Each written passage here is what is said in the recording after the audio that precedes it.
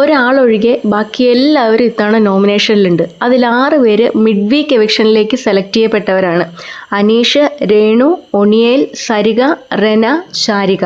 ഇവരെ സെലക്ട് ചെയ്തത് എങ്ങനെയാണെന്ന് വെച്ചാൽ, മിഡ് വീക്ക് എവിക്ഷനിലേക്ക് സെലക്ട് ചെയ്യപ്പെടാതിരിക്കാനുള്ള നിങ്ങളുടെ യോഗ്യതകൾ വന്ന് സംസാരിക്കുക. അതിൽ സാറ്റിസ്ഫൈഡ് അല്ലാന്ന് നിങ്ങൾക്ക് തോന്നുന്ന 6 പേരെ വീട്ടുകാർ ഓരോരുത്തരായിട്ട് വന്നിട്ട് തിരഞ്ഞെടുക്കുക എന്നുള്ളതാണ്. അങ്ങനെ ഓരോരുത്തരും വോട്ട് ചെയ്ത് വന്നിട്ടുള്ള ആൾക്കാരാണ് ഈ അനീഷ്, രേണു, ഒണിയേൽ, സരിക, റെന, ശാരിക. ഇവരുടെ എവിക്ഷൻ്റെ പ്രത്യേകത എന്താണെന്ന് വെച്ചാൽ, ഹോട്ട്സ്റ്റാറിലുള്ള വോട്ടിങ്ങിൻ്റെ അടിസ്ഥാനത്തിലല്ല, പകരം കൊടുക്കുന്ന ടാസ്കുകൾ നന്നായിട്ട് ചെയ്താൽ അവിടെ നിൽക്കും. അല്ലെന്നുണ്ടെങ്കിൽ 2 പേരെ ചൊവ്വാഴ്ചയ്ക്കും വ്യാഴാഴ്ചയ്ക്കും ഇടയിൽ 2 പേരെ പുറത്താക്കും. ഷാനവാസും അക്ബറും ഓൾറെഡി ഭാഗ്യത്തിൻ്റെ പണിപ്പെട്ടി ടാസ്കിലൂടെ നോമിനേഷനിലുണ്ട്.